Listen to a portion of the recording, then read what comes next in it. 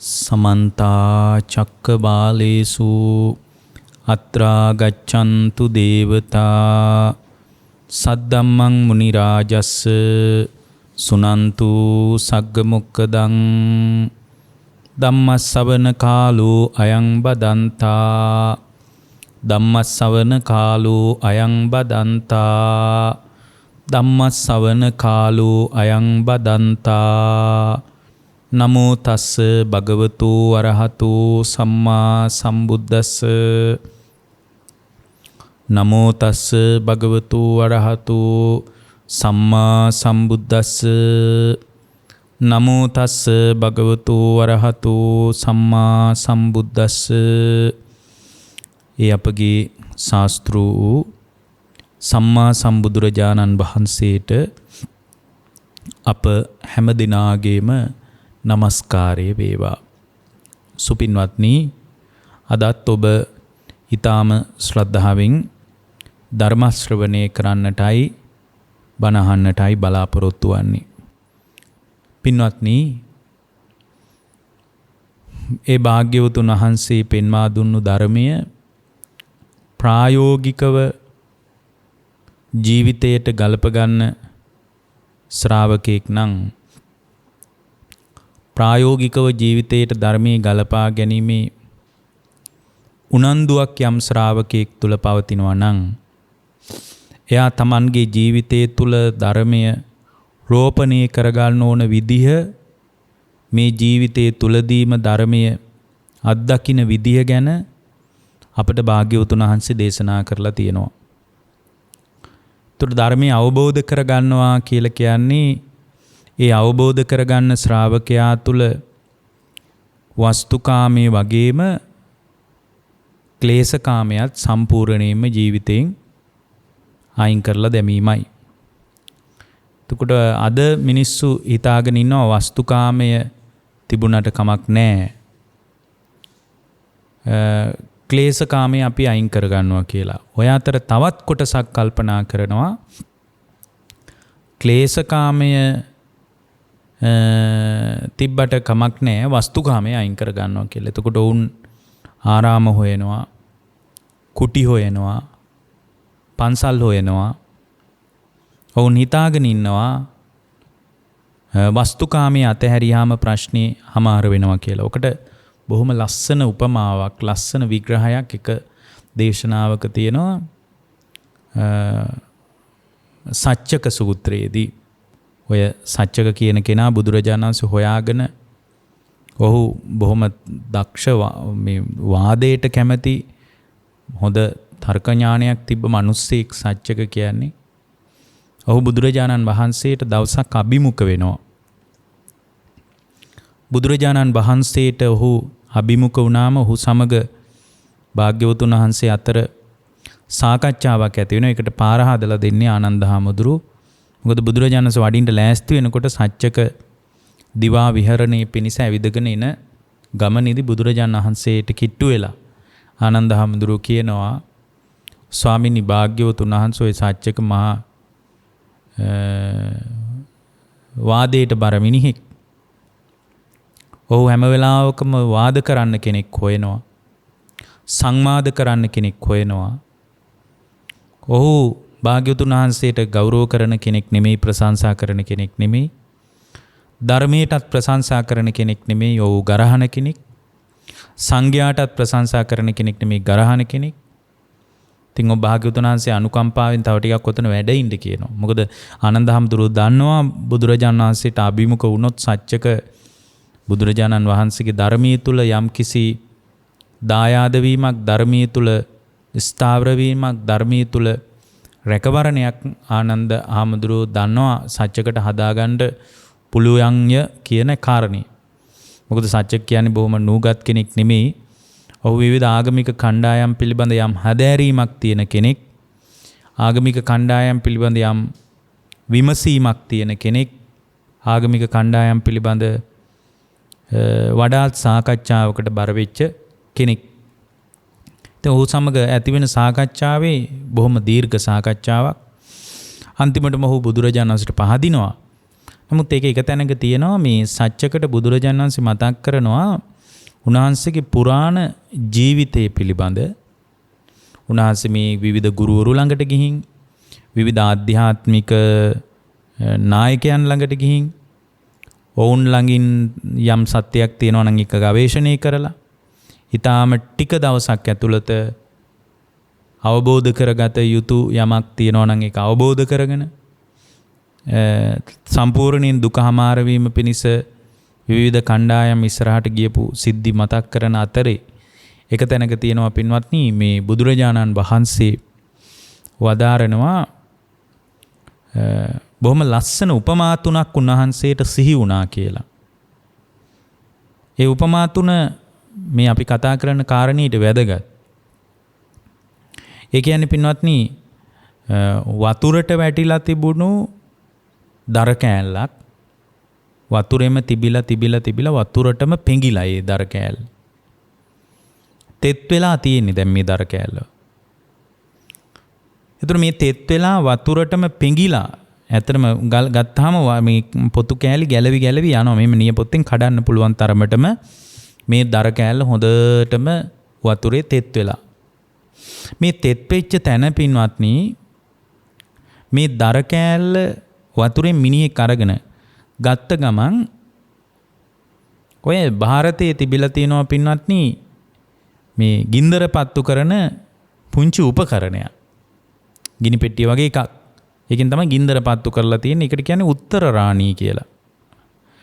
ඒ උත්තරාරාණී කියන ඒ උපකරණය අරගෙන ඇවිල්ලා මිනිහෙක් දැන් මේ වචනේ තියෙනවා සච්චක සූත්‍රයේ උත්තරාරාණිය ගෙනල්ලා එක මිනිස්සෙක් ගිනිපත්තු කරන්න කියලා අර දර කෑල්ලෙන් අතුල්ලනවලු.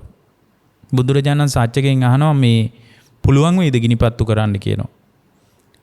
ශ්‍රමණ ගෞතමයන් වහන්සේට ගිනිපත්තු කරගන්න වෙන්නේ නැහැ කියනවා. ඇයි කියලා අහනවා ගිනිපත්තු කරගන්න වෙන්නේ නැත්තේ? ස්වාමීනි ඒක හොඳටම ශ්‍රමණ බවත් ගෞතමයන් වහන්සේ ඒක හොඳටම තෙමිලා ඒක හොඳටම තෙත් වෙලා ඒක හොඳටම වතුරින් මේ තෙතබරිත වෙලා තියෙන්නේ කියනවා. එතකොට බුදුරජාණන් වහන්සේ වදාරනවා මේ සත්‍යකට ඇතැම් ශ්‍රමණ බ්‍රාහ්මණවරු ඉන්නවලු මේ කයනුත් කාමයෙන් වෙන් වෙලා නැල්ලු. කයනුත් මේ ධර්මයේ පුහුණු කරන ශ්‍රාවකයෝ ඉන්නවලු කයනුත් කාමයන්ගෙන් වෙන් වෙලා නැල්ලු. සමහරට බණ ටිකකුත් අහනවා වෙන්න පුළුවන්. ඉඳලා හිටලා ඉතින් බණ අහනවා වෙන්න පුළුවන්. දානි ටිකක් දෙනවා වෙන්න පුළුවන්. බෝධි පූජා තියනවා වෙන්න පුළුවන්. ඔය බුදුරජාණන් වහන්සේට පැන් වීදුරුවක් දානි පාත්‍රයක් තියනවා වෙන්න පුළුවන්. කයනුත් කාමයන්ගෙන් වෙන් වෙලා නැහැ කියනවා. කාමයන් කෙරෙහි ලොකු ආසාවක් හිතේ තියෙනවා කියනවා. කාමයන් කෙරෙහි ලොකු ස්නේහයක් තියෙනවා, සෙනෙහසක් පවතිනවා කියනවා. එයා කාමයන්ගෙන්ම මුසපත් වෙලා ඉන්නේ කියනවා. ඒ කියන්නේ කාමයන්ගෙන්ම මුසපත් වෙලා බොහොම අන්තගාමී තැනකට මුසපත් වෙලා ඉන්නේ. කාම පිපාසයෙන් මත් වෙලා ඉන්නේ කියනවා. කාම දැවිල්ලෙන් මත් වෙලා ඉන්නේ කියනවා. එතකොට මේ කාම දැවිල්ලෙන් මත් වෙලා ඉන්න පුද්ගලයා තුළ කාමයන්ගේ සංසිඳීමක් කවදාවත් දකින්න ලැබෙන්නේ නැහැ කියනවා. එතකොට මේ ධර්මයේ පුහුණු කරනවා කියලා හිතාගෙන ඉන්න කාමයන්ගෙන්ම දැවි ඉන්න කයනුත් කාමයන්ගෙන් වෙන් වෙලා නැතිව ඉන්න ශ්‍රාවකයා තුළ අනුත්තර වූ සම්බෝධියට උපකාර වන දර්ශනයක් ලබනවා කියනවා නම් ඒක ලබන්න සුදුසු නෑ කියනවා. කියන්නේ ගිහියෙක් සම්පූර්ණයෙන් කාමයන්ගෙන් වෙන් වෙන්න ඕන කියලා නෙමෙයි කියන්නේ. අඩුම කාමයන්ගේ ස්වභාවයවත් තේරුම් අරගෙන පරිහරණය කරන්න ඕන. දැන් අද ඉන්නවා සමහර මිනිස්සු කාමයන්ගේ ස්වභාවයවත් තේරුම් අරගෙන නැහැ. කාමයන් පරිහරණය කරද්දී ආ කාමයන්ගේ ස්වභාවය තේරුම් අරගෙන නැහැ. ඒක හරියට වතුරට වැටිලා තිබුණු තෙතබරිත වෙලා ගිය මිරිකිලා ගිය දර කෑල්ලක් උත්තරාරාණියෙන් ගිනි දල්වනවා වගේ කියනවා. ඒක කරගන්න බෑ කියනවා. ඒ වගේ යම් ශ්‍රාවකෙක් Tamanගේ මේ සම්පූර්ණ අවබෝධය කරා යන අනුත්තර වූ සම්බෝධි ඥාන දර්ශනයක් උපදවනවා කියනවා නම් ඒකට සුදුස්සෙක් වෙන්නේ නැහැ කියනවා. ඒතර මුලින්ම මේ කාමයන්ගේ ස්වභාවය තේරුම් ගන්න ඕන. මේ ස්වභාවය තේරුම් ගත්තේ නැති වුණාම මිනිස්සු හිතනවා බිරිඳ අතෑරලා ස්වාමියා අතෑරලා, දරුවෝ අතෑරලා, ගෙදර අතෑරලා, ඉඩම අතෑරලා, ඔක්කොම අතහැරලා දාපු ජීවිතයක් තුලින් කැලේකට යනවා කියලා. ඒ කැලේකට ගිහින් බරපතල විදියට කෙලෙස් Tamanගේ හිත තුල වැපිරෙන විදියට, කෙලෙස් Tamanගේ හිත යට කරගන්න විදියට Tamanගේ ජීවිතේ ගෙවනවා. ඔන්න ඔය අතර තව කෙනෙක් ඉන්නවලු. උන්වහන්සේ තව උපමාවක් කියනවා. ඒ වගේම සත්‍යක දැන් මේ වතුරෙන් ගොඩට දාපු දර කෑල්ලක් තියෙනවා. ඒක වතුරේ ගහගෙන යන එකක් නෙමෙයි. වතුරෙන් තෙමිලා ගොඩට දාලා තියෙනවා. හැබැයි ඒ ලීය තුල උරාගත්ත ලීය තුල තියෙන තෙතමාත්තු වෙච්ච ගතියක්, තෙත් ගතිය තවමත් ලී කෑල්ලේ තියෙනවා. එතනටත් අර උත්තරාරාණිය ගෙනල්ලා මිනිස්සෙක් ඔන්න බලන්න මම ගිනි දල්වනවා කියලා කියනවා නම් ඒක කරගන්න පුළුවන් දානවා. ස්වාමීනි ඒත් එයාට කරගන්න බෑ කියනවා. ඒ වගේ සමහර අය ඉන්නවලු මේ කාමයන්ගෙන් වෙන් වෙලා ශරීරයෙන් ඉන්නවලු. අර අපි කිව්වේ දරුවෝ අත්හැරලා, බිරිඳ අත්හැරලා, බැංකු පොත අත්හැරලා, රත්තරන් බඩු ටික අත්හැරලා, මේ සමහර පැවිදි උදවියත් ඒවා ගැන කියනවා. ඒවා අත්හරින්න කියලා කියනවා. ඒතකොට ඒ ටික විතරක් අත්හැරලා, ඒතකොට මේ පින්වත්නි මේ ගෘහස්ත කාමභෝගී ජීවිතයේ ඇස්සේ සම්බාධක සහිත ජීවිතයක් නම් ගිහියෙකුට තියෙන්නේ. ඒකකින් සම්පූර්ණයෙන්ම නිදහස් වෙන්නේ කොහොමද ගිහියෙක්? නිදහස් වෙලා ධර්මයට එන්න කියලා කියන එකම මොනතරම් අසාධාරණයිද? නමුත් දැන් මෙතන කියන කතාව වෙනයි. කාමයන්ගෙන් වෙන් වෙලා එයා ශරීරයෙන් කාමයෙන් වෙන් වෙලා ඉන්නවා. දැන් ශරීරයෙන් කාමයෙන් වෙන් වෙලා ඉන්නවා. හැබැයි හිතේ කාම ආසාවේ කිසිම අඩුවක් නැහැ කියනවා. කාම ස්නේහයේ කිසිම අඩුවක් නැහැ කියනවා. කාම මුසපත් වීමේ කිසිම අඩුවක් නැහැ කියනවා. කාම පිපාසයේ අඩුවක් නැහැ කියනවා. කාම දැවිල්ලේ අඩුවක් නැහැ කියනවා. හිත ඇතුලේ හිත අභ්‍යන්තර චිත්තසංතානය තුල සංසිඳිලා නැහැ කියනවා. එතකොට ඒ ධර්මීට ආපු ශ්‍රාවකයා තුල සංසිඳිලා නැහැ කියනවා. ඒ කියන්නේ ඇත්තටම මේ ජීවිතේ බොහොම අත්දැකීම් වලින් පිරිච්ච කෙනෙකුට ධර්මය අවබෝධ කරගන්න පුළුවන් කියන්නේ ඒකයි. මොකද එයාට සංසිඳිච්ච කාමයක් තමයි යාට තියෙන්නේ. එයා කාමයෙන් මුසපත් වෙලා ඒ කාමයේ තියෙන ආස්වාදයත් හුළඟක් වගේ ඇති වෙලා නැති වෙලා යන එකක් කියලා හොඳට දන්නවා. එහෙම දන්න අයට ඊටාම ඉක්මනින් බුද්ධ කාලේ ධර්මය අවබෝධ කරගන්න පුළුවන්කම තිබුණා. ඒ නිසා ජීවිතේ හොඳට හැලහැප්පිලා ඉන්න, ටෙම්පරාදු වෙලා ඉන්න, ජීවිතේ හොඳට බැට කාලා ඉන්න මිනිහෙකුට මේ ධර්මය අවබෝධ කරගන්න පහසුයි. නමුත් බුදුරජාණන් වහන්සේ වදාරනවා මේ කාමයන්ගෙන් එයාගේ ජීවිතය තුළ ශරීරයෙන් විතරයි වෙන් වෙලා තියෙන්නේ. නමුත් ඒ පුද්ගලයාගේ කාමාසාවේ අඩුවක් නැහැ, කාම ස්නේහයේ අඩුවක් නැහැ, කාමී මුසපත් වීමේ අඩුවක් නැහැ, කාම පිපාසයේ අඩුවක් නැහැ, කාම දැවිල්ලේ අඩුවක් නැහැ. කාමයේ කියන එක සිතෙන් නැති වෙලා නැහැ. හිත තුල අඩුවක් නැතුව කාමයේ දෝරේ ගලමින් ඉන්නවා. එවැනි ශ්‍රාවකයෙකුටත් මේ සම්බෝධිය නම් වූ උතුම් ඥාන දර්ශනයක් අනුත්තර වූ තත්ත්වයටපත් වෙනවා කියනවා නම් එයා සුදුස්සෙක් නෙමෙයි කියනවා. හරියට උත්තරාරාණියෙන් තෙත වෙලා ඒ තෙත ලී කෑල්ල වතුරේ නොතිබුණත් ඒක ගොඩට දාලා තිබුණත් ඒක ඒ මිනිස්යාට ගිනි දැල්ව ගන්න බෑ වගේ. ඔය අතර කියනවා තවත් දර කෑල්ලක් වතුරෙන් ගොඩට අරගෙන හොඳට වේලිලා.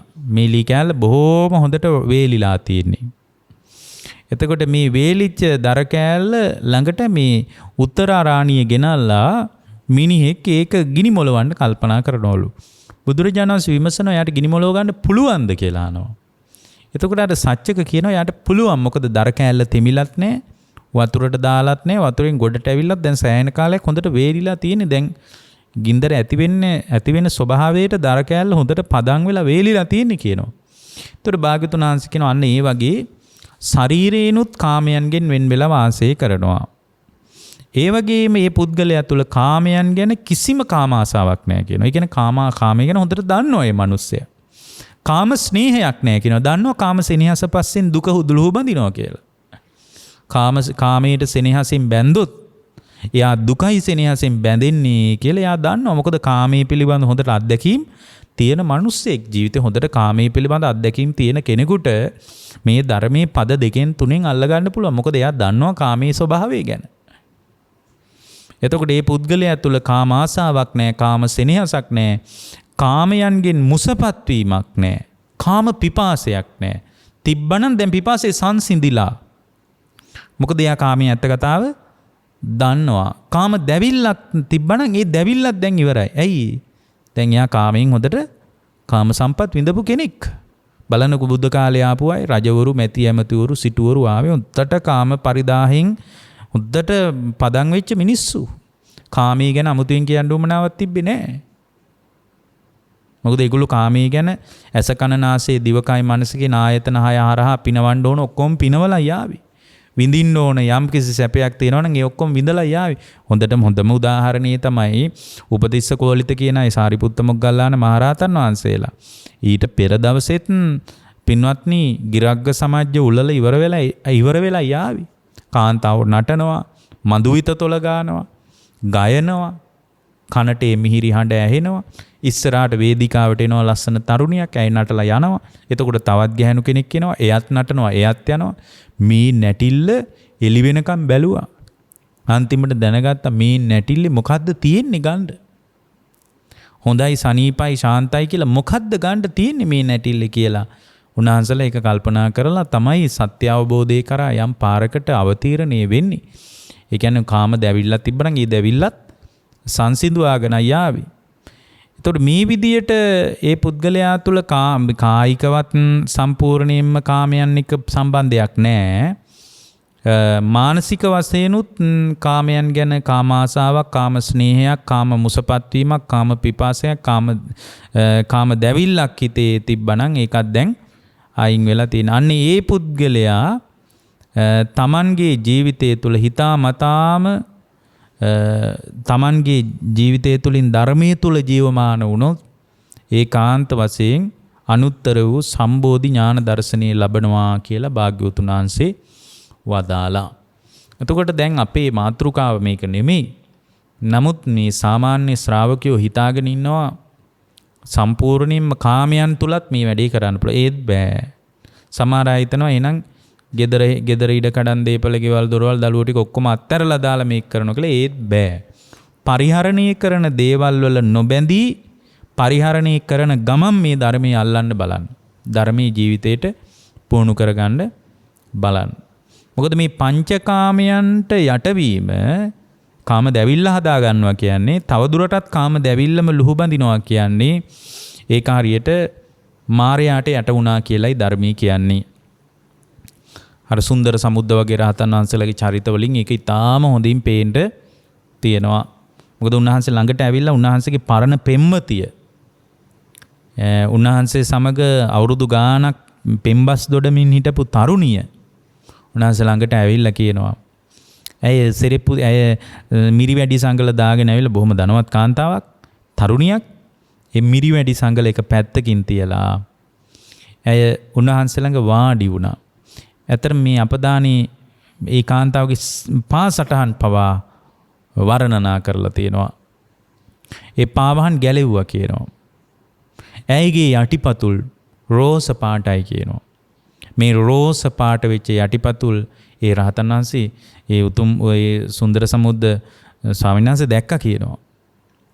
එතකොට උන්වහන්සේ ළඟට ඇවිල්ලා උන්වහන්සේට කියනවලු කිට්ටු වෙලා ඒ තරුණිය අවුරුදු ගාණක් එකට පෙම්බස් දොඩමින් හිටපු ප්‍රේම කරපු ආදරවන්තියයි මේ උන්වහන්සේට කසාවතක් දරාගත්තත් උන්වහන්සේ ළඟට ඇවිල්ලා කියන්නේ අපි දෙන්නම තරුණයි. ඔයත් තරුණයි මමත් තරුණයි අපි දෙන්නම තරුණයි. තරුණ නිසා ඔයත් ඔහොම ඉන්න එපා. මහානකම කරන්න ඒක කමන්නේ. හැබැයි අපි දෙන්නම එකතු වෙලා හොඳ ගිහි ජීවිතයක් ගෙවමු.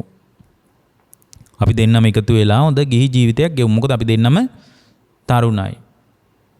ඔයාට ඕන දෙයක් මං ගෙනත් දෙන්නම් කියනවා. දැන් මේකේ තියෙනවා මේ මම ගින්දර උනත් ගෙනත් දෙන්නම් කියනවා. ඒ කාලේ කියපු කතාවක් වෙන්න ඇති. ඕනම දෙයක් කරන්නම් කියන එකට කියපු වචනයක් වෙන්න ඇති. මම ගින්දර උනත් ගෙනත් දෙන්නම් කියනවා.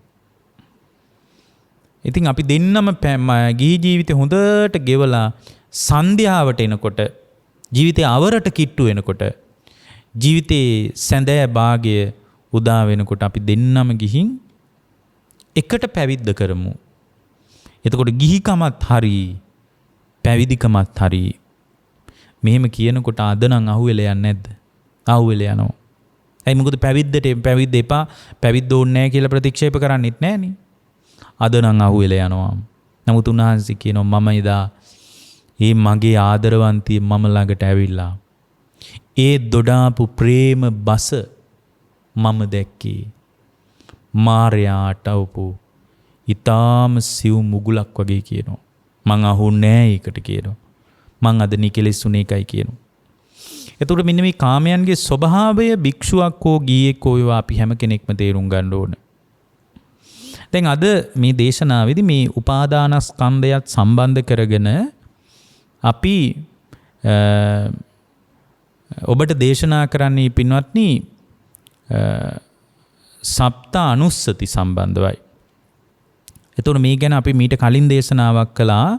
නමුත් අපකින් බොහෝ පිරිසක් සීකලා මේ පංචස්කන්ධය පිළිබඳ අනුස්සති කරන විදිහ ගැන මේ දේශනා කරන්න කියලා. ඒ වගේම අද දේශනාවේ මාතෘකාවටත් ඒ ඇත්ත මේ පංචස්කන්ධයෙන් නිදහස් වීම සම්බන්ධව මාතෘකාවක් යොමු කරලා තියෙනවා මේ දේශනාවට. ඒ නිසා ඔබට අද මේ දේශනාව වැදගත් වේවි. මේ දේශනාව උපකාර වේවි කියලා අපි කල්පනා කරනවා. බුදුරජාණන් වහන්සේ පැහැදිලි කිරීමට අනුව අපට ඊටාම හොඳින් තේරෙන දෙයක් තමයි ඒ පුද්ගලයා තුළ අනුස්සති වශයෙන් පුහුණු කරන ශ්‍රාවකයාගේ ජීවිතය තුළ මේ පංචස්කන්ධය පිළිබඳ සිහිය පවත්වන ආකාර 7ක් පිළිබඳව අපට මෙතන පැහැදිලි වෙනවා. සප්ත අනුස්සති කියලා අපි මීට කලින් මේ කොහොමද සම්මා සතිය කියන එක ASCII සප්ත අනුස්සතිය ක්‍රියාත්මක වෙන්නේ.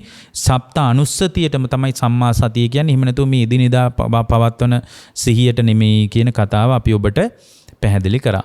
දැන් මේ අනුපස්සනා ඇත්තටම අනුස්සති කියලා අපි මේ කතා කරේ සම්මා සතිය මුල් කරගෙන. මෙතන අපි කතා කරන්නේ සප්ත අනුපස්සනා සම්බන්ධව. එහෙම කිව්වමයි ගොඩක් දෙනෙක් දන්නේ. සප්ත අනුපස්සන 7ක් පිළිබඳ මේ දේශනාවේ සඳහන් වෙනවා. එතකොට අනුපස්සන 7ක් කියලා කියන්නේ බුදුරජාණන් වහන්සේ මතක් කරනවා හැම ධර්මය අවබෝධ කරන ශ්‍රාවකයෙක් තුළම මේ අනුපස්සන ආකාර 7කින් පංචස්කන්ධය විමසන්න ඕන කියලා. සම්මා සතිය කියලත් අපි මේක කතා කළා. නමුත් මෙතන කතා කරන්නේ කෙලින්ම නිවන් මඟ හුරු කරගන්න කැමති, නිවන් මඟ වඩා ගන්න කැමති ශ්‍රාවකයෙකුට කොහොමද ජීවිතේ අනුපස්සනා කරන්නේ? මොකද්ද මේ අනුපස්සනා කියන්නේ? අනුපස්සනා කියන්නේ නුවණින් දැකීමට කියන අතිරේක වචනයක්. මොකක්ද අනුපස්සනා කියන්නේ? අනුපස්සනා කියන්නේ නුවණින් දැකීමට කියන අතිරේක වචනයක්. දැන් අපි අද මේ දේශනාවේ මතක් කරන්නේ පංචස්කන්ධය අනුපස්සනා කරන්නේ කොහොමද? නිවන කරා යන ශ්‍රාවකෙක් Tamanගේ ජීවිතය තුළ අනුපස්සනාවන් ගොඩනගා ගන්නේ කොහොමද කියන එකයි අද අපි දේශනාවෙන් කතා කරන්නේ. දැන් මේ ධර්මයේ ස්වභාවය, මේ ධර්මයේ ආකෘතිය අපි දන්නවා. මොකද්ද මේ ධර්මයේ ආකෘතිය? මේ ධර්මයේ ආකෘතිය තමයි පින්වත්නි පච්චත්තං වේතිතබ්බෝ විඤ්ඤෝහි. තමා තුළින්ම ප්‍රත්‍යක්ෂ කරගන්න ඕන දෙයක් මේක. එතකොට තමා තුළින්ම ප්‍රත්‍යක්ෂ කරගන්න ඕන දෙයක් නම් මේ අනුපස්සනා වශයෙන් නුවණින් දැකීම කාටවත් කරලා දෙන්න පුළුවන් දෙයක් නෙමෙයි. ඇත්තටම මේ ආකාර 7න් පංචස්කන්ධය අනුපස්සනා කළොත් ඒ පංචස්කන්ධය අනුපස්සනා කරන ශ්‍රාවකයා තුළ ඒ මොහොතේම නිවීමක් හට ගන්නවා. කොහොමද අනුපස්සනා කරන්නේ? අනුපස්සනා 7යි. ඒකට කියනවා මොනවාද? සප්ත අනුපස්සනා කියලා. අනිච්චානුපස්සී, දුක්ඛානුපස්සී, අනාත්තානුපස්සී, නිබ්බිදානුපස්සී, විරාගානුපස්සී, නිරෝධානුපස්සී, පටිනිස්සග්ගානුපස්සී කියලා. එතකොට මෙන්න මේ විදිහට තමයි පංචස්කන්ධයත් අනුපස්සනා කරන්න අවශ්‍ය වෙන්නේ. කොහොමද? අනිච්චානුපස්සී වශයෙන් ඇතර මේක අනිච්චානුපස්සී දුක්ඛානුපස්සී අනාත්තානුපස්සී නිබ්බිදානුපස්සී විරාගානුපස්සී නිරෝධානුපස්සී පටිනිස්සග්ගානුපස්සී වශයෙන් පැහැදිලි කළාට මේකම සමහර දේශනාවල සංඥා වශයෙන්ුත් පැහැදිලි කරනවා. දැන් අනිච්චානුපස්සී කියන එක තමයි පින්වත්නි අනිච්ච සංඥා කියලා ධර්මයේ පැහැදිලි වෙන්නේ. දුක්ඛානුපස්සනා තමයි දුක්ඛ සංඥා වශයෙන් පැහැදිලි වෙන්නේ. අනාත්තානුපස්සනාවම තමයි පින්වත්නි අනාත්ත සංඥා වශයෙන් පැහැදිලි වෙන්නේ. නිබ්බිදානුපස්සනාවම තමයි පින්වත්නි ධර්මයේ සබ්බ ලෝකේ අනබිරත් සංඥා කියලා පැහැදිලි වෙන්නේ. විරාගානුපස්සනාවම තමයි විරාග සංඥා වශයෙන් පැහැදිලි වෙන්නේ. නිරෝධානුපස්සනාවම තමයි නිරෝධ සංඥා වශයෙන් පැහැදිලි වෙන්නේ. පටිනිස්සග්ගානුපස්සනාවම තමයි පහාන සංඥා වශයෙන් පැහැදිලි වෙන්නේ. එතකොට මෙන්න මේ ආකාර හතෙන් පංචස්කන්ධේ බලන්න පටන් ගත්තාම මේ ආකාර හත ඔස්සේ පංචස්කන්ධේ බලන ශ්‍රාවකයා තුල ඒකාන්ත වශයෙන්ම සම්පූර්ණයෙන්ම දුකෙන් නිදහස් වීමක් අත්දැක ගන්න පුළුවන්. එතකොට අපි මුලින් පැහැදිලි කරපු දේශනාවේ මේ අනුපස්සනා හත සම්මා සතිය කියන එක පැහැදිලි කරන්නයි. සම්මා සතිය කියන්නේ අන් කිසිවක් නෙමෙයි, සිහියක් නෙමෙයි. මෙන්න මේ කාරණා හත පිළිබඳ සිහිය පැවැත්වීම කියන එක කාරණේ පැහැදිලි කරන්න අපි මතක් කළා. එතකොට මෙන්න මේ කාරණා හත මේ ජීවිතයේ තුලදී යම් ශ්‍රාවකෙක් අත්විඳොත් යම් ශ්‍රාවකෙක් තුල මේ කාරණා හතට අනුව Tamanගේ ජීවිතය අත්දකින්න පටන් ගත්තොත් පංචස්කන්ධය අත්දකින්න පටන් ගත්තොත් ඒ අත්දකින්න ශ්‍රාවකයා තුල ඒකාන්ත වශයෙන් නිදහස් වීමක් අත්දකින්න පුළුවන්. දැන් අපි වෙන වශයෙන් බලමු. අනිච්චානුපස්සනා වශයෙන් කොහොමද පංචස්කන්ධය දකින්නේ? ඇත්තටම අනිච්චානුපස්සනා වශයෙන් දකින්න ශ්‍රාවකයාගේ සත්‍ය අවබෝධයට අනිච්චානුපස්සනාව උපකාරයක් නම් ඒ සත්‍ය අවබෝධය කරා යන ශ්‍රාවකයා තුළ අනිච්චානුපස්සනාව වැඩි යුතු මේ නුවණින් දැකීමක් නම් ඒ නුවණින් දකින ශ්‍රාවකයා කොහොමද අනිච්චානුපස්සනාව වශයෙන් මේ ලෝකේ විදර්ශනා කරන්නේ කියන එක ගැනයි අපි ඔබට දැන් මෙතනදී දේශනා කරන්නේ. මුලින්ම පින්වත්නි අනිත්‍යානුපස්සනාව වශයෙන් Tamanගේ ස්කන්ධයන් විදර්ශනා කරන්න ඕන. දැන් මේ දෙක එක දේශනාවක් අහලා හුරු කරලා බලන්න පින්වත්නි මේ නිවන් මඟ සම්බන්ධ පාරවල් 1000ක් විතර කියන්න පුළුවන්. මේ එක ශ්‍රාවකෙක් පුහුණු කළ යුතු විදර්ශනා මාර්ගයට අදාළ යම් තාක් දුරට උදව් වෙන පාරක් ගැනයි අදත් මේ කියන්නේ. එහෙම නැතු මේ පංචස්කන්ධ එක එක පරයයන් කියනකොට කෙනෙක් හිතන්න බල මේකම කියනවා කියලා. නැහැ. යම් ශ්‍රාවකෙක් මේ හත් ආකාරයෙන්ම විදර්ශනා කළොත් ඒ විදර්ශනා කරන ශ්‍රාවකයාට සම්පූර්ණයෙන්ම දුකෙන් නිදහස් වෙන්න පුළුවන්. අනිච්චානුපස්සනා වශයෙන් කොහොමද ලෝකේ විදර්ශනා කරන්නේ? එතකොට මේ අනිත්‍ය වශයෙන් විදර්ශනා කරනකොට පළවෙනියෙන්ම හොඳට මතක තියාගන්න පළවෙනියෙන් Tamanගේ ස්කන්ධයන් තමයි අනිත්‍යානුපස්සනා වශයෙන් විදර්ශනා කරන්නේ. Taman තුල පවතින ස්කන්ධයන් ටිකක් තියෙනවනේ. අන්නේ Taman තුල පවතින ස්කන්ධයන් පිළිබඳ බුද්ධ ශ්‍රාවකයා තුල විදර්ශනා කිරීමේ කුසලතාවයක් මතුවෙන්න ඕන. Tamanගේ ස්කන්ධයන් පිළිබඳ. ඒ කියන්නේ Tamanගේ රූපේ පිළිබඳ අනිත්‍ය වශයෙන් දකින්න ඕන. Tamanගේ විඳීම් පිළිබඳ අනිත්‍ය වශයෙන් දකින්න ඕන. Tamanගේ තුල ඇතිවෙන සංඥා ස්කන්ධය අනිත්‍ය වශයෙන් දකින්න ඕන. Taman තුල ඇතිවෙන සංස්කාර පිළිබඳ ඒ කියන්නේ චිත්තචෛතසික ධර්ම අනිත්‍ය වශයෙන් දකින්න ඕන. Taman තුල පහළ වෙන විඥානය අනිත්‍ය වශයෙන් දකින්න ඕන. එතකොට මේ දක්ෂ ශ්‍රාවකයෙකුට හොඳ විදර්ශනා ඥානයක් තියෙන ශ්‍රාවකයෙකුට මේ එක තැනකින්ම ධර්මී ස්පර්ශ කරලා නිවන ස්පර්ශ කරලා කෙලින්ම නිබ්බිදාව පහළ කරගෙන සම්පූර්ණයෙන් මිදෙන්න පුළුවන්. හැබැයි මොනතරම් දුර්වල ශ්‍රාවකයෙක් වුණත් ඔබට විදර්ශනා ඥානයක් තියෙන නිසයි මේ දේශනාව අද ඔබට ඇහෙන්නේ. ඔබට මේ දේශනාව හොයාගෙන මේ දේශනාවට කන් දීගෙන ඉඳ හිතෙන්නේ ඔබ තුල සංසාරයේ මෝරපු කොතන හරි විදර්ශනා ඥානයක් තියෙනවා. එතකොට අපිට කොච්චර විදර්ශනා ඥානෙ වැඩිලා තියෙනවද දන්නේ නැහැ.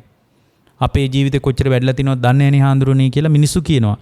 නමුත් මේ වැඩිච්ච විදර්ශනා ඥානෙම උපකාරාර්ථයක් විදියට තමයි මේ මොහොතේ පවා ධර්මයේ කෙරෙහි ඔබට උනන්දුවක් ධර්මයේ කෙරෙහි කැමැත්තක් පහළ වෙලා තියෙන්නේ. නැත්නම් බලනවා නම් කොච්චර ඒවා බලන්න තියෙනවද ටීවී එකේ? අහනවා නම් කොච්චර දේවල් අහන්න තියෙනවද? මේ ලෝකේ අහන නානාවිද කතාන්දර ASCII මේ මොහොතේ පවා මේ දේශනාවට කන් දෙන විදියට ඔබේ හිත සකස් සුනේම පුරාණ විදර්ශනා ඥානයක් ඔබ තුල යම් තාක් දුරට ගොඩනැගිලා තියෙන නිසා. යම් කෙනෙක් මේක අනිත්‍ය වශයෙන් දැකීම තුළම යම් කෙනෙකුට අවබෝධය කරා යන්න පුළුවන්. බැරි වුණොත් මේ ආකාර හතෙන්ම විමසන්න කවදා හරි මේ ජීවිතේදී ඔබට සත්‍ය අවබෝධය කරා පැමිණෙන්න පුළුවන්. එතකොට දැන් අනිත්‍යානුපස්සනාව වශයෙන් මුලින්ම බලන්නේ තමන්ගේ ස්කන්ධයන්ගේ යථා ස්වභාවය. එතකොට තමන්ගේ ස්කන්ධයන්ගේ යථා ස්වභාවය බලනවා මේකේ මේ හැම ස්කන්ධයක් තුළම අනිත්‍ය වෙලා යන ගතියක්. දැන් සාමාන්‍යයෙන් අපිට ප්‍රකට රූපය අනිත්‍ය වෙනවා කියන එක විතරනේ. දැන් මෙතන මේ බුද්ධ ශ්‍රාවකයා රූපය විතරක් නෙමෙයි පින්වත්නි අනිත්‍ය වශයෙන් අනුපස්සනා කරන්නේ. එතකොට මේ පුද්ගලයා තුළ තමන් තුළ විඳීමක් හටගත්තොත් ඒ විඳීමත් අනිත්‍ය වෙලා යනවා නේද? එතකොට යම් වෙලාවක තමන් තුළ සංඥාවක් හටගත්තොත් දරුවා කියන සංඥාව හරි, ගෙදර කියන සංඥාව හරි, ශබ්ද සංඥාවක් හරි, රස සංඥාවක් හරි මොන සංඥාවක් ඇති වුණත් ඒ සංඥාවත් නිරුද්ධ වෙලා යන ස්වභාවයට අයිති නේද? අනිත්‍ය වශයෙන් අයිති නේද? ඊට පස්සේ ඒ ඇතිවෙච්ච ඒ විඳීම් වලට අනුව ඇතිවෙන සැප වේදනාවට අනුව හිතේ ජනිත වන යම් කිසි සිතුවිලි සමුදායක් තියෙනවා නම්, චිත්ත චෛතසික ධර්ම ටිකක් තියෙනවා නම් ඒ ටිකත් අනිත්‍ය වෙලා යන ස්වභාවයට අයිති නේද? මොකද හේතුන් නිසා තමයි සංස්කාර කියන ස්වභාවයක් හිතේ ජනිත වෙන්නේ. එතකොට හේතුන් නිසා ඇතිවෙච්ච යම් කිසි සංකාරයක් තියෙනවා නම් හේතුන් නිරුද්ධ වෙලා යනකොට ඒ සංස්කාරයත් හේතුන් අනිත්‍ය වෙනකොට සංස්කාරයත් අනිත්‍ය වෙලා යනවා. ඒතර විඥානය කියන්නේ මානසිකාරය ප්‍රත්‍ය කරගෙන පහළ වෙන දෙයක් නම් එතකොට මේ මානසිකාරය වෙනස් වෙනකොට ඒ ඇතිවෙච්ච විඥානනයත් වෙනස් වෙලා යනවා නේද කියලා එයා දැනගන්නවා. එතකොට ඒක දැනගන්නකොට පින්වත්නි එක මේ වගේ. දැන් උදාහරණයක් විදිහට දැන් ඔබ හිතන්න රූපේ නිසා තමන් තුළ පහළ වෙන චක්කු විඥාණයට අනුව තමයි ඒ චක්කු විඥානයේ ස්වභාවයට අනුව ඔබ තුළ යම් කිසි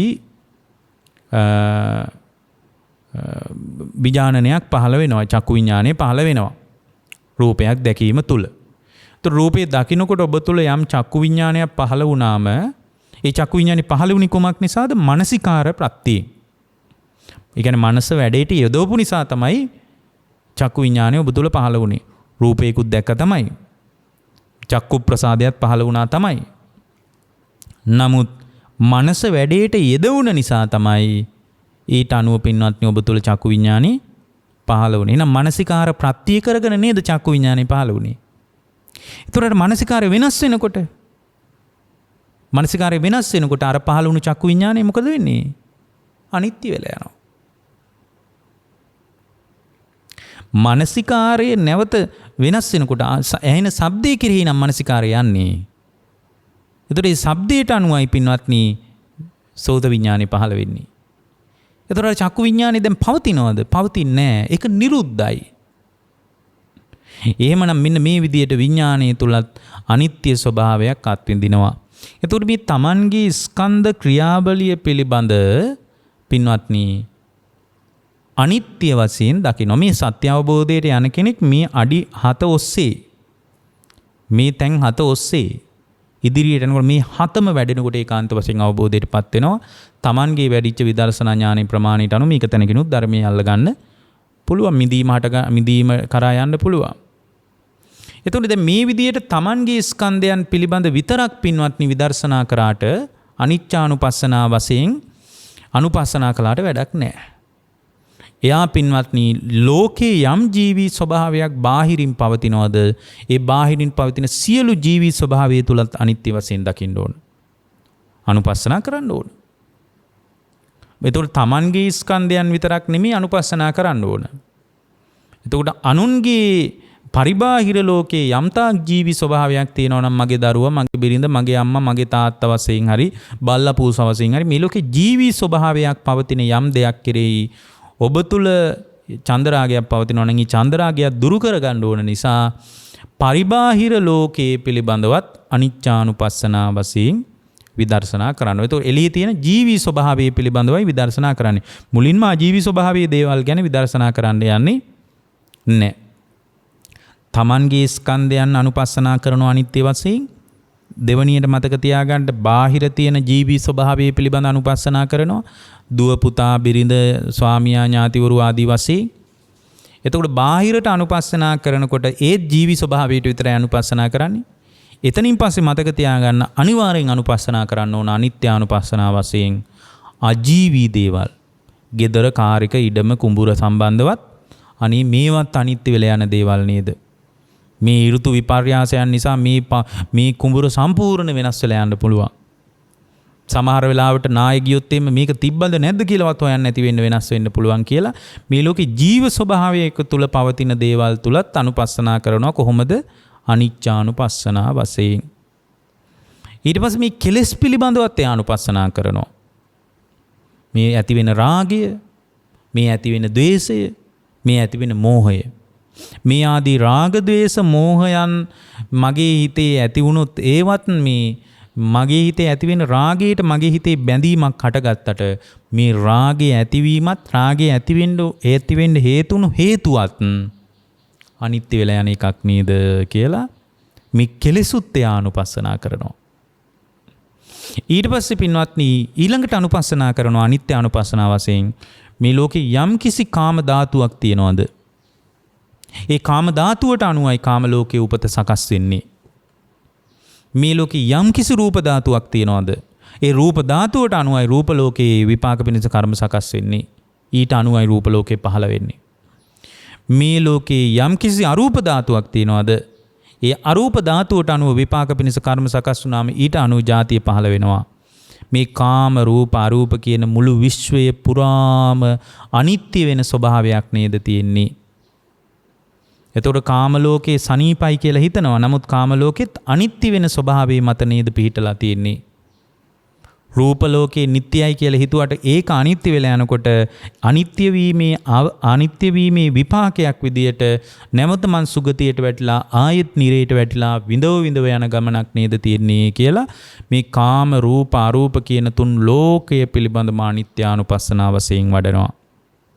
ඊට පස්සේ යම් සංස්කාරයක් හිතේ හටගත්තද ඒක කුසල සංස්කාරයක් වෙන්න පුළුවන්, අකුසල සංස්කාරයක් වෙන්න පුළුවන්. යම් කිසි සංස්කාරයක් හිතේ හටගත්තද, දැන් උදාහරණයක් විදිහට සංකාර කියන ස්වභාවයේ බොහොම පළල් අර්ථයක් තියෙන දෙයක්. දැන් මෛත්‍රිය වගේ සංකාරයක් ගන්න. මෛත්‍රිය කියන්නේ හිතේ ඇති වෙන චිත්තචෛතසික ධර්මයක්. ඒතර මෛත්‍රිය වගේ දෙයක් ඇති වුණාම භාවනා කරනකොට මෛත්‍රී විහෙරණයෙන් ඉන්නවා.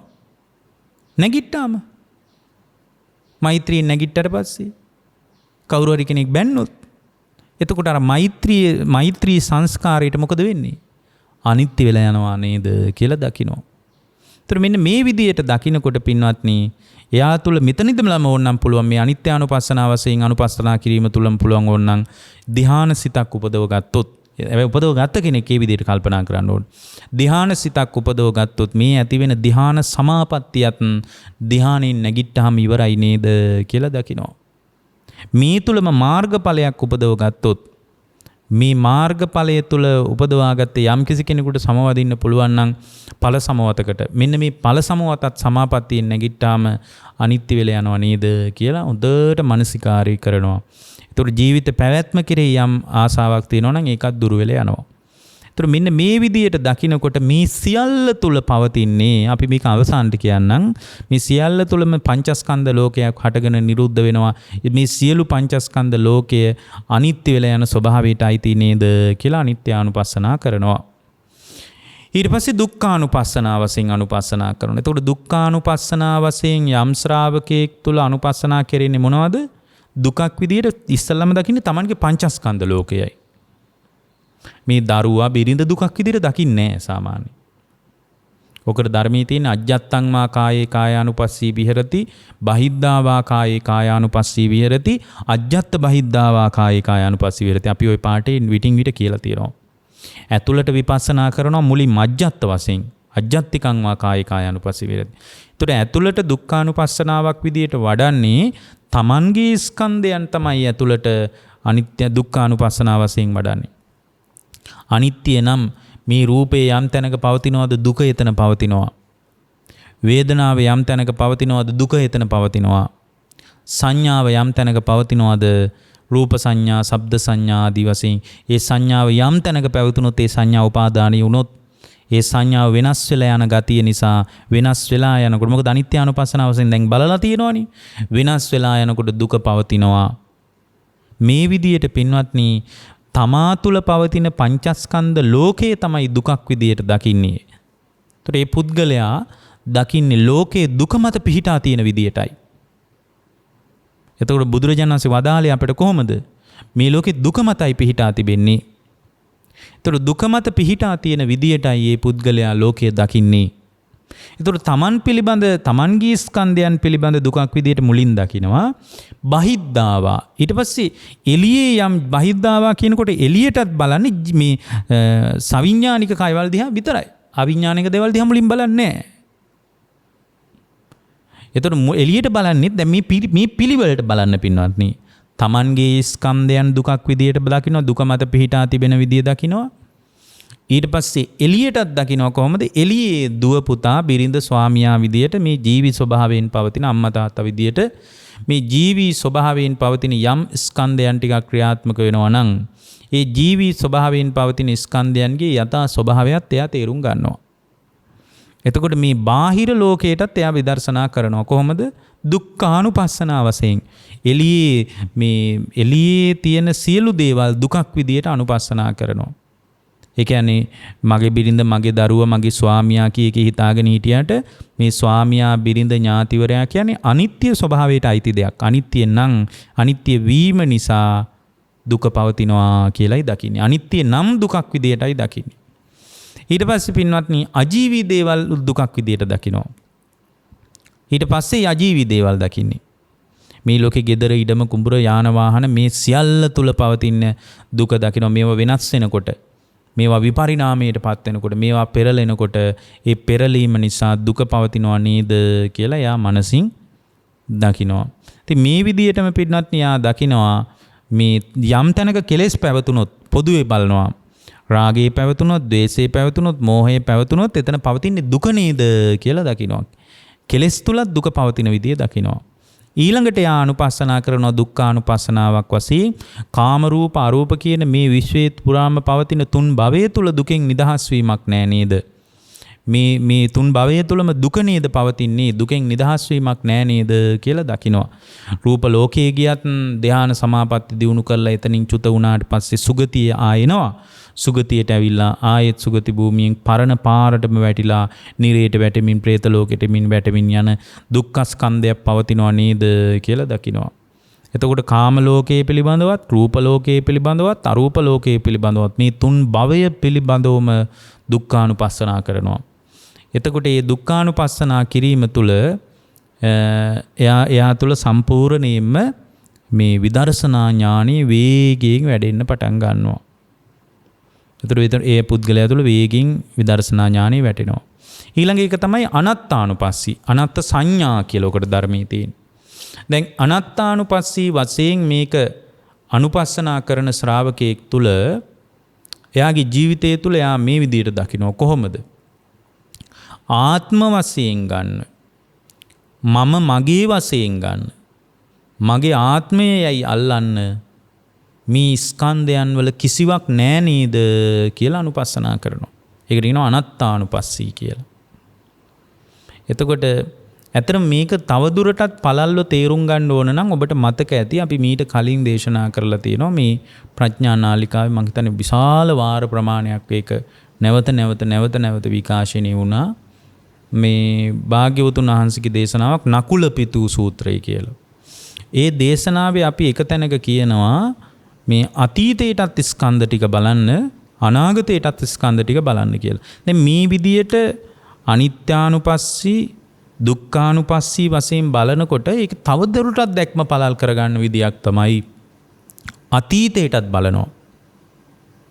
එතකොට අතීතයේ යම් වෙලාවක රූපේ මුණ මේ රූපේ විතරක් නෙමෙයි අතීතයේ යම් රූපයක් මුණ ගැහුණා නම් ඊට පස්සේ ආ බලනවා මේ මව් කුසේ කලල රූපයක් විදියට වැඩිච්ච රූපේ විකාශනය වෙවි ආපු විදිය බලනවා. තවදුරටත් බලනවා සාංශාරික සත්වයේගේ අතීතයේ යම් වෙලාවක සක්විති රජුරුව විදියට පහළ වෙන්න ඇති. යම් විදියකින් රජුරුව විදියට පහළ වෙන්න ඇති. රටේ පාලකයා විදියට ඉන්න ඇති. එදා හම්බුණු රූපේටත් මොකක්ද උනේ?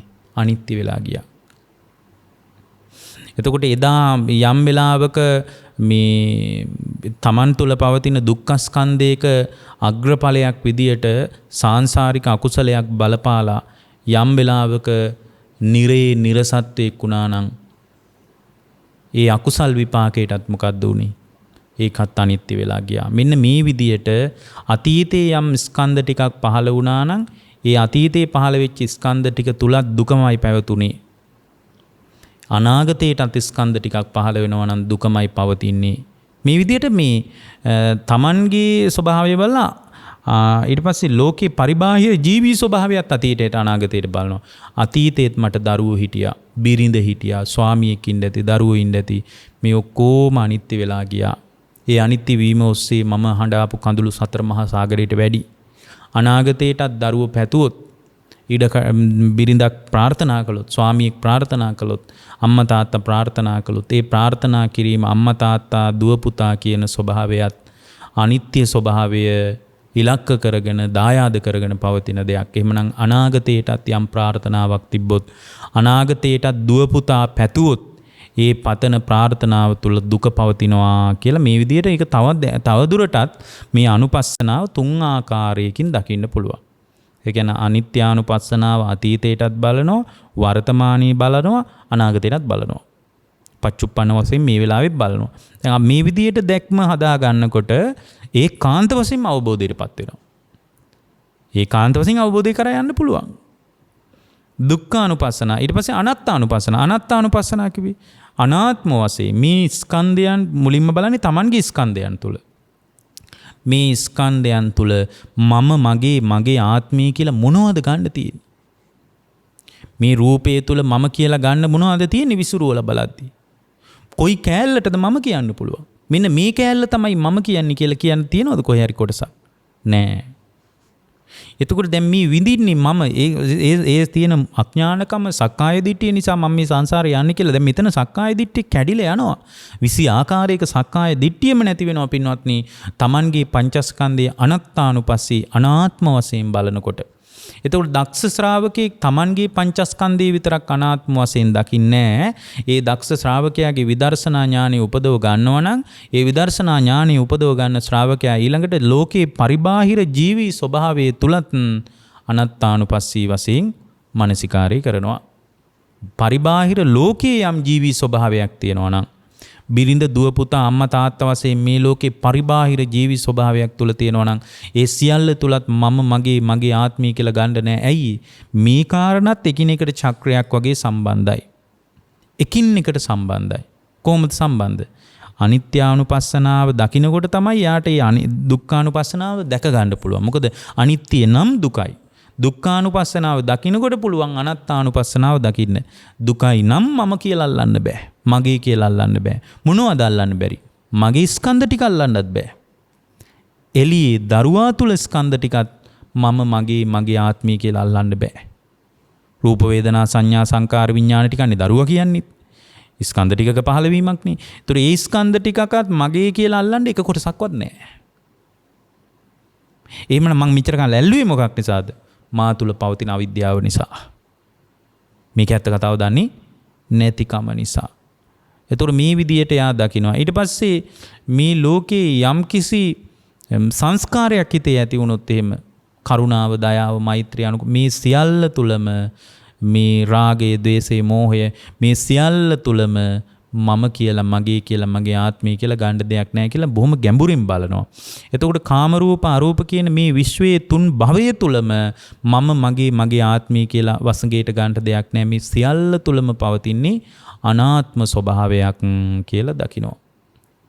එතකොට මේ දැකීම තුල පින්වත්නි යාට අර මේ පංචස්කන්ධ ලෝකයේ සත්වයේ පුද්ගලයේ කියයි ග්‍රහණය කරගත්ත ගතිය. මගේ යයි මම යයි ග්‍රහණය කරගත්ත ගතිය බැහැර වෙන්න පටන් ගන්නවා. ඉතින් මේක කාරණයක් පැයක් විතර කියන්න දීර්ඝ කාරණා තියෙන දේශනා. මේ අපි මාතෘකාවක් ඇත්තටම කියන්නේ අපි හැමදාමත් කියනවා වගේ මේක මාතෘකාවක්. ඒතර මේ විදිහට මේ අනුපස්සනා හත තුලින් ඒකාන්ත වශයෙන් නිවන කරා පැමිණෙන්න පුළුවන්. දක්ෂ ශ්‍රාවකෙක් නම් එකකින් පුළුවන්. ඊට පස්සේ දැන් අනත්තානුපස්සී වශයෙන් බලලා ඊළඟට එයා බලනවා නිබ්බිදානුපස්සනා වශයෙන්. මොකද්ද? ඕකම තමයි මේ සංඥා වශයෙන් පැහැදිලි වෙන්නේ සබ්බ ලෝකේ අනබිරත සංඥා කියලා. ඔය සබ්බ ලෝකේ අනබිරත සංඥා කියලා කියන්නේ නිබ්බිදානුපස්සනා වශයෙන් දකින්න එක. මොකද්ද දකින්නේ? මේ ලෝකේ පංචස්කන්ධයයි දකින්නේ. Tamanගේ පංචස්කන්ධ ලෝකයේ පිළිබඳ යා නිබ්බිදානුපස්සනා වශයෙන් එයා දකිනවා මේකේ මේ මගේ වශගේ පවත්වන්න දෙයක් නැත්තම් එයා Tamanගේ පංචස්කන්ධය පිළිබඳ කලකිරීමෙන් දකින්නේ. මේ රූපේ මගේ ආත්මය කියලා අල්ලන්න බෑ. අනිත්‍ය වශයෙන් දුකක් වශයෙන් අනාත්ම වශයෙන් දැන් දැකලා තියෙන්නේ. ඒ නිසා එයා දකින්නේ කලකිරුණු ස්වභාවයෙන් දකින්නේ. අනබිරතියක් එයා තුල පහළ වෙන්නේ. ඒතර මේක ඇලෙන්න බැඳෙන්න චන්දරාගෙන් තෙත් කරන්න තණ්හාවෙන් තෙමන්න මේකේ දෙයක් නැහැ. මේ ස්කන්ධ ටිකක් පහළ වෙලා නිරුද්ධ වෙලා යනවා. ඒ ස්කන්ධ ටිකක් පහළ වෙලා නිරුද්ධ යනකොට ඒ ස්කන්ධ ටිකට මම කියලා මම රැවටුණා. මගේ කියලා රැවටුණා. මගේ ආත්මී කියලා රැවටුණා. මගේ වසඟේ තියන්න පුළුවන් කියලා රැවටුණා. මේ ස්කන්ධයන් ටික තුල මගේ ආත්මී කියලා මොනවද අල්ලන්න තියෙන්නේ කියලා යාට Tamanගේ පංචස්කන්ධයේ පිළිබඳ නිබ්බිදානුපස්සනාවක් උපදිනවා. නුවණින් දැකීමක් උපදිනවා. එතකොට දැන් මතක තියාගන්න මේ පිළිවෙල ඊට පස්සේ බාහිර ජීවී ස්වභාවයේ පිළිබඳව ඊළඟට නිබ්බිදානුපස්සනාව වශයෙන් අනුපස්සනා කරනවා. ඒතර දරුවා තුලත්, බිරිඳ තුලත්, ස්වාමියා තුලත්, ඥාතිවරයා තුලත් මේ ස්කන්ධ ටික ක්‍රියාත්මක වෙනවා මිසක් මගේ දුව මගේ පුතා කියලා මොකද්ද මේක අල්ලන්න තියෙන්නේ? කලකිරිනවා විනා මොනවා කරන්නද කියලා එයා කලකිරීමෙන් දකින්නේ. ඊට පස්සේ පින්වත්නි මේ ලෝකයේ අජීවී දේවල් පිළිබඳවත් එයා මේ විදිහට නිබ්බිදානුපස්සනාව වශයෙන් අනුපස්සනා කරනවා. ඒතර කාම රූප අරූප කියන තුන් භවයේ පිළිබඳවම නිබ්බිදානුපස්සනාව වශයෙන් අනුපස්සනා කරනවා.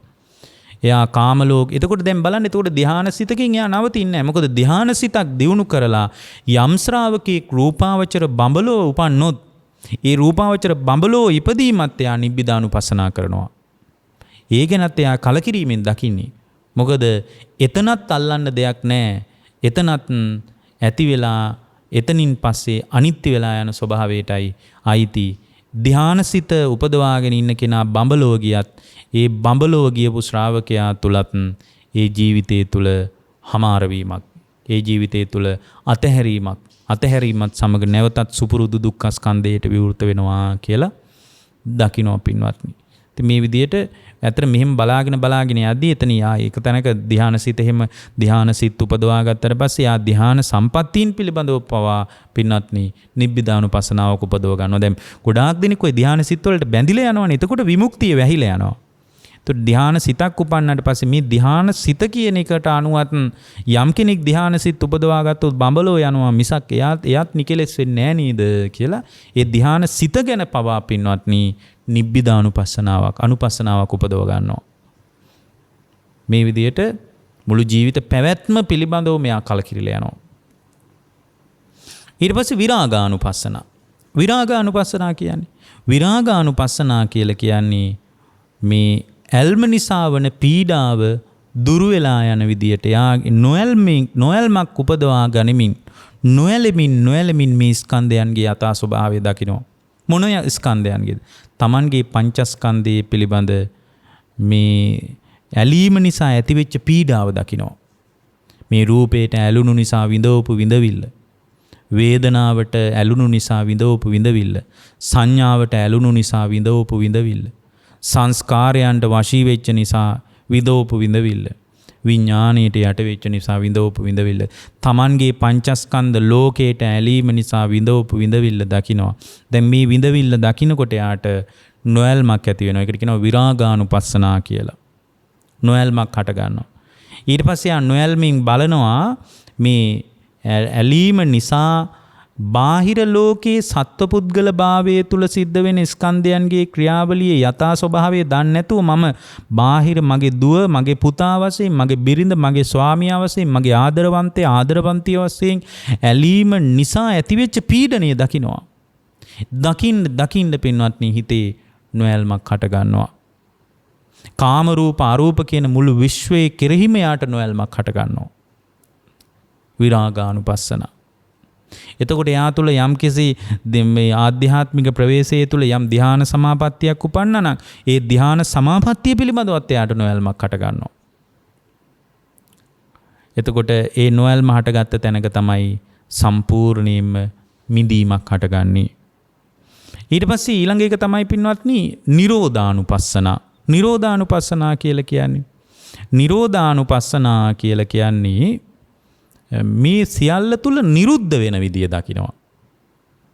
මේක දකින්න ඕන නුවණින්. මේක කාටවත් ඇඟිල්ලෙන් ඇනලා පෙන්නන්න බෑ. මේක හැට අහුවෙන්නේ නැහැ.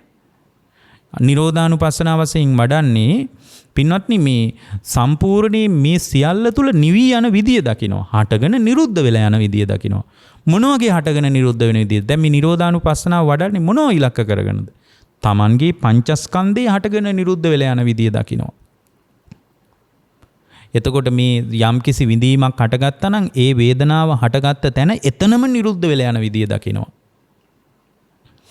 යම්කිසි පින්වත්නි සංඥා ස්කන්ධයක් Taman තුළ පහළ වුණා නම් ඒ සංඥා ස්කන්ධය හටගත්ත තැනම නිරුද්ධ වෙලා යන විදිය, නිවි යන විදිය දකිනවා පින්වත්නි. එතකොට මේ නිවි යන විදිය දකිනවා. පහන නිසා පහන් දැල්ල ඇවිලෙනකොට ඒ පහන් දැල්ලත් නිවි පත්තු වෙන බව දැනගන්නවා. පහන් දැල්ල නිවි පත්තු වෙනකොට පහන් දැල්ල නිසා විහිදිච්ච යම් ආලෝකයක් තිබ්බනම් ඒ විහිදිච්ච ආලෝකයක් විහිදෙනවා, නැවත නිරුද්ධ වෙනවා. විහිදෙනවා, නිරුද්ධ වෙනවා. මගේ තියෙන අවිද්‍යාවට එක දිගට පහන් දැල්ලෙන් ආලෝකය විහිදෙනවා කියලා මගේ මෝඩකමට හිතාගෙන හිටියා කියලා එයා දකිනවා. එතකොට මේ තුල යා පින්වත්නි මේවා ඉතින් බොහොම සංකීර්ණ දහම් කොටස. එතකොට නාම රූපයන්ගේ නිරුද්ධ වෙන විදිය දකිනවා. එන්නේ නාම රූපයන්ගේ නිරුද්ධ වෙන විදිය දකින්න එකට කියනවා නාම රූප නිරෝධය කියලා. එතකොට Tamanගේ නාම රූප නිරෝධය දැකලා ඊට පස්සේ යා බාහිරටත් දකිනවා මේ මගේ දරුවා තුලත් මේ ලෝකේ යම් බාහිර ලෝකේ ජීව ස්වභාවයක් පවතිනවා නම් සියලු ජීව ස්වභාවය තුලත් නිරුද්ධ වෙලා යන ස්වභාවයක් නේද පවතින්නේ. හටගෙන නිරුද්ධ වීමට අයිති දේවල් ටිකක් නේද දරුවා කියන සංඥාව මං ගත්තට ඒ තුල සිද්ධ වෙන ස්කන්ධයන්ගේ ක්‍රියාවලිය තුලත් නිරුද්ධ වීමක් නේද තියෙන්නේ කියලා දකිනවා.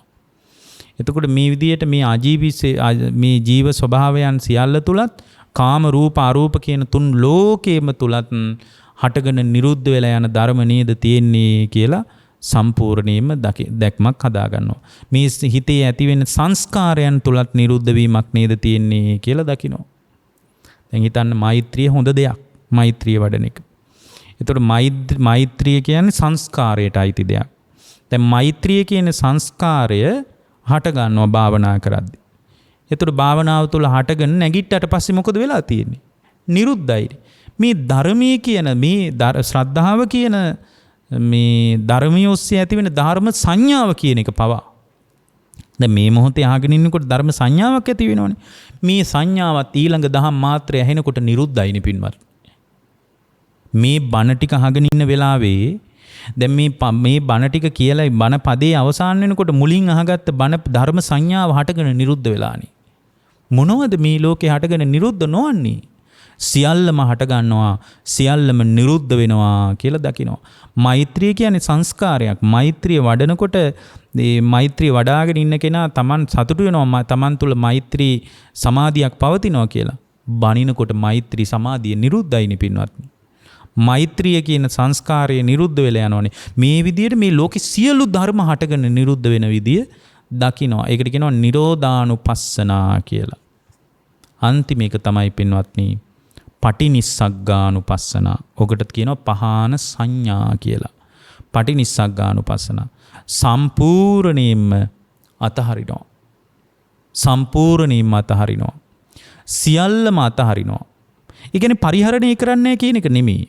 පරිහරණය කරනවා අතහැරලා. දැන් බුදුරජාණන් වහන්සේට ආරාමයේ පූජා කරන්නේ ජේතවනාරාමයේ 54 කෝටියක් ධනෙ වියදම් කරලා. ඒ 54 කෝටියක් ධනෙ වියදම් කරලා තමයි පින්වත්නි ඒ ආරාමේ පූජා කරන්නේ. උන්වහන්සේ වැඩ හිටියේ කුටිය සඳුන් වලින් සකස් කරලා තිබුණේ. එතකොට දැන් උන්වහන්සේ පටිනිස්සග්ගානුපස්සනාව ප්‍රායෝගිකව උන්වහන්සේ අත්දැකපු ශාස්ත්‍රුන් වහන්සේ. එහෙනම් අපෝ මට 54 කෝටියකින් මේ විහාරය ඕනේ මට ඔය නිකන් එහෙම මේ රෙදි කෑලි ටිකක් ඇඳලා මැටි වලින් හදපු කුටියක් හදලා දෙන්න කියලා බුදුරජාණන් වහන්සේ වදාළේ නෑ. ඇයි? මිනිස්සු හිතාගෙන ඉන්නවා ඒකයි මම අර මුලින්ම කිව්වේ පින්වත්නි මේ කාමයේ වස්තුකාමයේ ක්ලේශකාමයේ පිළිබඳ අදහසක් සමහර අය හිතාගෙන මේ ටික මේ ඔක්කොම අත්හැරලා දාන එක තමයි වැරහැල්ලක් අඳගෙන ඔය නිකන් මේ පොල් සම්බෝලයක් හදාන හරි බත් ටිකක් කාලා ඉන්න එක තමයි අතහැරීම කියලා. මෙතන පටිනිස්සග්ගානුපස්සනා කියලා කියන්නේ සම්පූර්ණයෙන් අතහරිනවා කියලා කියන්නේ Tamanගේ පංචස්කන්ධ ලෝකයයි අතහරින්නේ. තමන්ගේ පංචස්කන්ධ ලෝකේ අතහරිනවා. තමන්ගේ පංචස්කන්ධ ලෝකේ අතහැරලා බාහිර ජීවි බාහිර ලෝකේ යම් පංචස්කන්ධ ධර්මයක් තියෙනවා නම් ඒ පංචස්කන්ධයත් අතහැරලා දානවා. එතකොට එතන උපාදානීය ස්වභාවයක් නෑ පින්වත්නි. යම් කිසි ඊට පස්සේ අජීවී යම් වස්තුවක් තිබ්බනම් ඒ අජීවී සම්පූර්ණ වස්තුත් අතහැරලා දානවා. කාම රූප අරූප කියන තුන් භවයම අතහැරලා දානවා. දැන් ආයේ දිව්‍ය ලෝකේ යන්න බල අපරුත්තුවක් නෑ. දිව්‍ය ලෝකේ යන බලාපොරොත්තුවක් තිබ්බනම් මේ පටිනිස්සග්ගානුපස්සනාව වඩනකොට ඒකත් දැන් අතහැරිලා. ආයේ මේ ස්කන්ධයන් දිව්‍ය ලෝකේ උපද්දවන්න මේ විඥානේ දිව්‍ය ලෝකේ පැලවෙනකම් මඟ බලාගෙන ඉඳීමක් නැහැ. කාම රූප අරූප කියන මේ විශ්වයේ තුන් භවයේම දැන් අතහැරලායි තියෙන්නේ. අනුපස්සනා කරනකොට ඒක අතහැරිලා යනවා. සියලු සංස්කාරයන් දැන් අතහැරලා ධ්‍යාන සමාපත්තියක් උපදවගත්ත කෙනෙක් ඉන්නවා නම් ඔය උපදවගත්ත කෙනා ඒ ධ්‍යාන සමාපත්තිය තුලත් යම්කිසි මේ සුඛාස්වාදයක් තිබ්බනම් දැන් ඒ ධ්‍යාන සමාපත්තියත් අතහරිනවා. අන්තිමටම පින්වත්නි නිවන කරා පැමිණෙන ශ්‍රාවකෙක් ජීවිත පැවැත්මත් අතහරිනවා. අන්තිම වෙනකොට නිවනත් අතහැරලා දානවා. දැන් මෙතන නිවනවත් අභිනන්දනය වෙන්නේ නෑ පින්වත්නි. නිවන පිළිබඳවත් පින්වත්නි එයා තුළ අනභිරතියක් උපදින්නේ නැහැ. රතියක් උපදින්නේ නැහැ. දැන් නිවනත් ඒ පුද්ගලයාට සම්පූර්ණයෙන්ම අතහැරිලයි තියෙන්නේ. ඒතකොට දැන් මේ සියල්ලම අතහැරුණාට පස්සේ දැන් මොනවද මෙතන මගේ කියලා ගන්න තියෙන්නේ? සියල්ලම අතහැරිලා මේ පිළිවෙලින් පටිනිස්සග්ගානුපස්සනාවට එනකොට අනිච්චානුපස්සනා, දුක්ඛානුපස්සනා, අනාත්තානුපස්සනා, නිබ්බිදානුපස්සනා, විරාගානුපස්සනා, නිරෝධානුපස්සනා, පටිනිස්සග්ගානුපස්සනා ආදී වශයෙන් බලනකොට අන්තිම වෙනකොට පින්වත්නි අර අපේ සුපුරුදු පටිපාටිය මතක් කරගන්න මේ සියල්ල තුළ පංචස්කන්ධ ධර්මයක් ක්‍රියාත්මක වෙන්නේ කියන දැක්ම පිරිසිදු පේන්න පටන් ගන්නවා. ඒ පිරිසිදු දැක්ම තුළ පින්වත්නි සියල්ලම අතහැරලා දානවා. සියල්ලම අතහැරලා යනවා. පින්වත්නි තමන් තුළ අනභිරතියක් හිතේ උපදින්නේ. සියල්ලම අතහැරලා යනවා. ඒ සියල්ලම අතහැරුණාට පස්සේ දැන් මේ දැක්කා, ඇහුණා, දැනුණා කියන දේට වඩා ලෝකෙ කිසිවක් අහුවෙන්නේ නැහැ. තමන්ගේ හිතට තමන්ගේ කයත් නොපෙනී යනවා. ඝන කරුවලකටපත් වුණා වගේ මේ සියල්ලම නොපෙනී යනවා. සියල්ලම අතහැරිලා යනවා. දැන් අල්ලන්න කිසි දෙයක් නැහැ පින්වත්නි. අන්තිම දැනීම් මාත්‍රේ පමණයි දැන් ඉතිරි වෙලා තියෙන්නේ. අන්තිම අරහත් ඵල සමාපත්තියට සමවදින ඒ උත්තමයන් වහන්සේ නමකගේ හිතේ ඊටාම සියුම් දැනීමක් පහළ වෙනවා. ඒ සියුම් දැනීම පමණක් හටගෙන සබ්බ සංකාර සමතෝ සබ්බූ පදිපටිනිස්සග්ගු සියලු සංස්කාරම සමනේ වෙලා අතහැරිලා සම්පූර්ණයෙන්ම පටිනිස්සග්ගානුපස්සනාව වැඩිලා එතනින් තමන්ගේ ජීවිතේ හමාරයි. ඉතින් දැන් දුක ඉවරයි. සම්පූර්ණයෙන් දුක හමාර වෙලා නිවන කරා පැමිණිච්ච ශ්‍රාවකෙක් විදියටයි දැන් පිරිනිවන් පාන්න ලෑස්ති වෙන්න ඕන. සම්පූර්ණයෙන්ම දුක හමාර වෙලා තියෙන්නේ. එවැනි ශ්‍රාවක භාවයක් පිණිස මේ ආකාර 7 අනුපස්සනා කිරීම ඔබේ ජීවිතයේ ධර්මාවබෝධයේ පිණිස උපකාර වේවා කියලා අපි අදිෂ්ඨාන කරනවා. ඔබ හැම දිනාටම තෙරුවන් සරණයි.